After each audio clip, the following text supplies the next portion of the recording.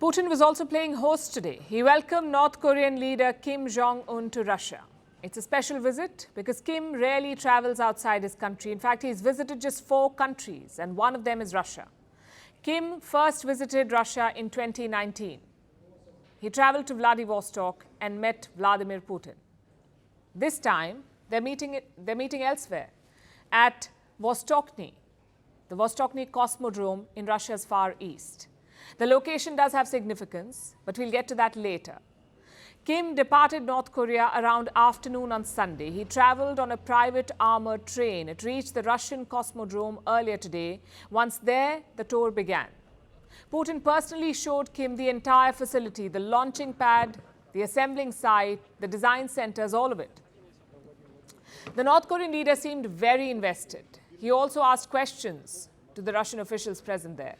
After the tour, both leaders held talks. Putin thanked Kim for accepting his invite to visit Russia.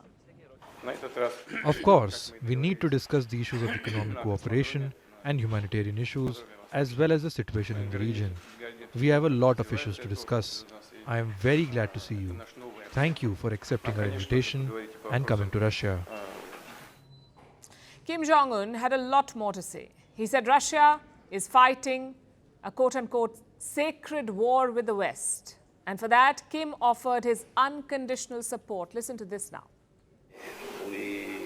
Russia is now in the sacred fight against hegemonic forces in order to protect its sovereignty and security interests.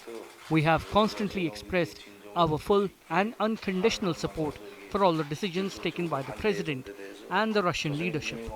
And I want to assure you that we will always be together with Russia in the fight against imperialism.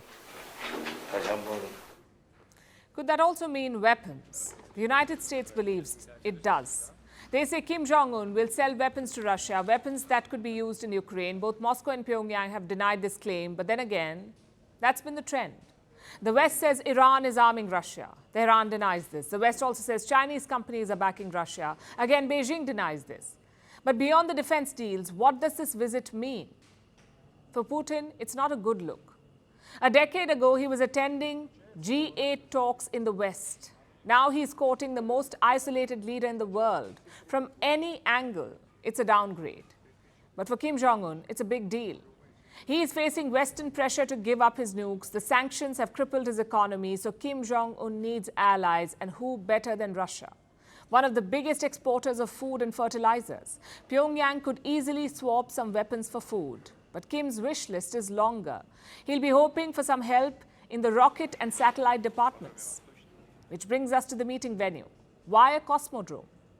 Vostochny symbolizes Russia's space ambitions. You see, during the Cold War, most of the launches were done from Baikonur. But that's in Kazakhstan, which is now a different country. In 1991, the Soviet Union collapsed and Kazakhstan became an independent country. So Russia needed a new launch site. It was Putin who ordered the construction of Vostochny. The first launch was in 2016. The last was this year, Russia's ill-fated mission to the moon.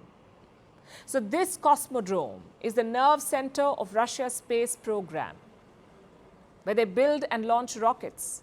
Kim Jong-un could use that technology. He tried to launch a spy satellite earlier this year. 2 attempts, 2 failures. So the fear is Putin could transfer this technology to North Korea, and this would violate sanctions. But then again, let's face it, I think we are beyond the point of respecting sanctions. Putin was asked about this possibility, about collaborating on rockets and satellites, and this was his response. Let me quote, "That's exactly why we came here. The leader of North Korea shows great interest in space, in rocketry, and they're trying to develop their space program. We'll show our new projects."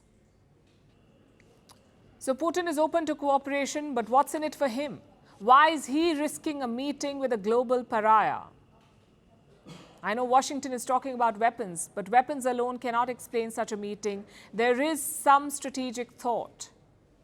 2 of North Korea's rivals are Japan and South Korea. Both of them are Western allies. Both have also sanctioned Russia. So Putin needs a regional counterweight, an ally who can keep South Korea and Japan occupied. Someone mercurial, powerful, and desperate.